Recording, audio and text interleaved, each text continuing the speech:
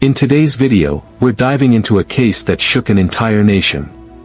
This is a story of lies layered in delusion, of a woman so obsessed with motherhood that she built her entire world around a pregnancy that never existed. And of a boyfriend who may have known exactly what was about to unfold. Today, we uncover the full truth behind the murder of Savannah LaFontaine Greywind, a young indigenous woman that was 8 months pregnant and simply vanished after going upstairs to help a neighbor with a sewing project. Her baby is later found alive. What happened inside apartment 5 that afternoon isn't just shocking, it's horrifying in a way most of us can't comprehend. Stick with me to the end as we break down the investigation, the courtroom drama, and the haunting aftermath that led to one of the most important conversations about missing and murdered indigenous women in North America.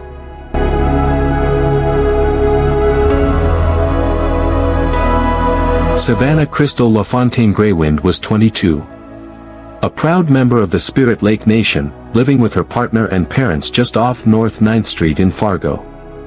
She worked as a nursing assistant, known for her kind heart and gentle laugh.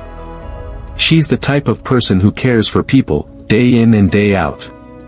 In the summer of 2017, Savannah was 8 months pregnant with her first child, a daughter she planned to name Hazley Jo.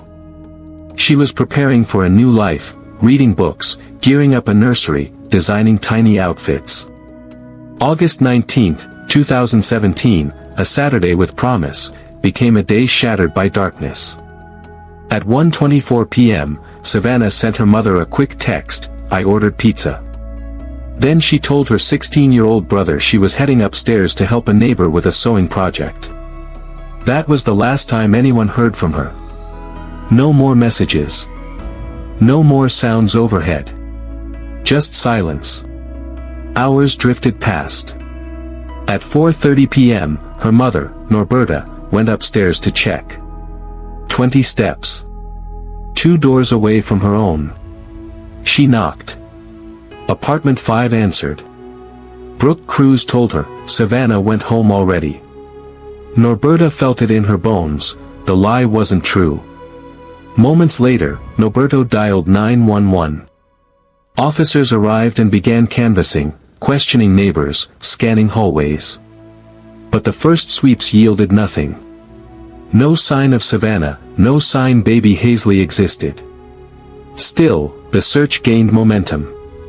Flyers went up. Social media exploded. Neighbors formed search parties in abandoned lots. Families stayed awake, reliving every step she ever took in that building, hoping, praying, still unaware how close the truth really was. Apartment 5 was occupied by 2 tenants, Brooke Lynn Cruz, 38 years old, and her 32-year-old boyfriend, William Henry Hone. Neighbors didn't know much about them. Some heard arguments behind closed doors. Others kept their distance.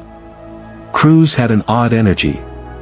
She described herself online as an author, though no books could be found. Hone was more reserved, with a criminal record that whispered of darker things. What's undeniable is this: they had fixated on Savannah. And on something she was about to have. A baby. The last time Savannah was seen, she went upstairs to help Brooke with a sewing pattern. No one saw her leave. And by the time her mother knocked, Brooke claimed, without blinking, she already left. Police found nothing suspicious. But Savannah's family wasn't convinced. And they kept pushing. Over the next few days, authorities expanded the search. Drones flew over the Red River. Cadaver dogs swept the fields. Officers returned to apartment 5. Again, and again. And every time, they asked Brooke and William, "Did Savannah ever come into your apartment?" Every time, they said no. And every time, they lied. For days into the disappearance, the scent of something off lingered in the air. On August 24th, officers obtained a search warrant. At approximately 2:30 p.m., police entered apartment 5 and made a horrifying discovery. Inside a dark, cluttered bedroom, they found a newborn baby girl. Alive. A newborn, who looked to be no more than 4 days old. Wrapped in blankets. Eyes open. crying. And Savannah? Still nowhere to be found. DNA tests would later confirm it, this was Savannah's baby. But how? Where was the mother?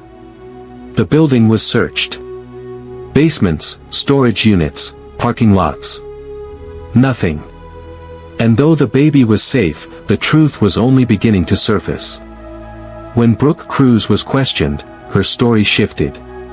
She began to say, "Savannah gave me the baby. She just gave her to me." Investigators knew it was impossible. You can't just hand away a child you carried for 8 months. Not without something terrible happening first. As the days passed, the community grew restless. Savannah was gone. Her baby had been found. But her mother, Norberta, still clung to hope. She believed her daughter was out there. Somewhere. And she believed Brooke and William knew more than they were saying. On August 27, 2017, 8 days after Savannah vanished, 2 kayakers on the Red River saw something. Floating near a log. Tangled in plastic.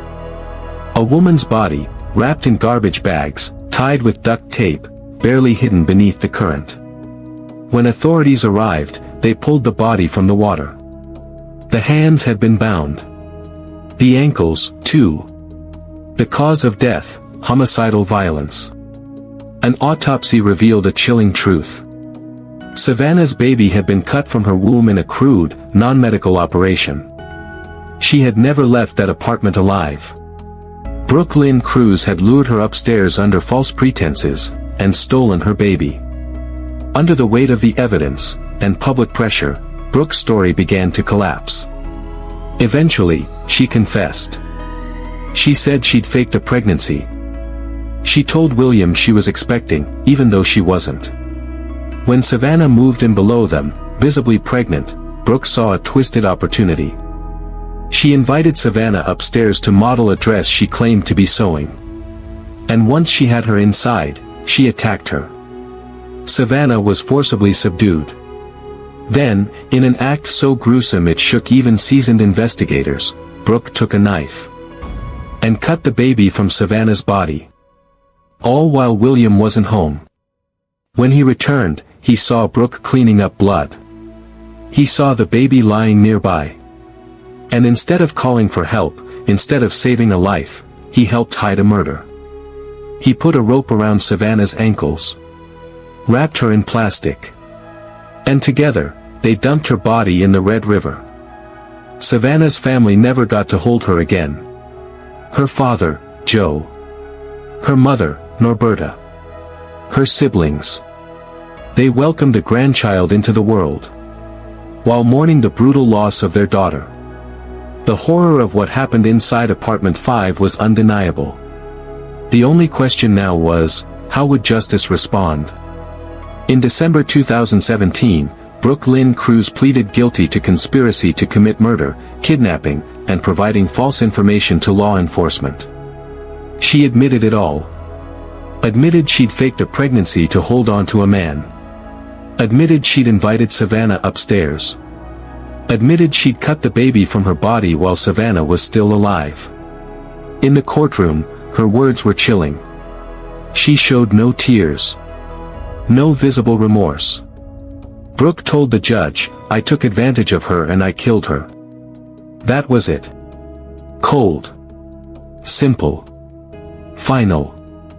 On February 2, 2018, Brooke Cruz was sentenced to life in prison without the possibility of parole. On the other hand, William denied having anything to do with Savannah's murder.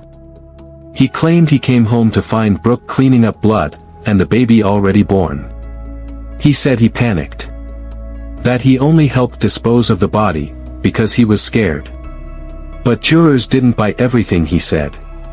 In September 2018, William was found guilty of conspiracy to commit kidnapping and providing false information to police.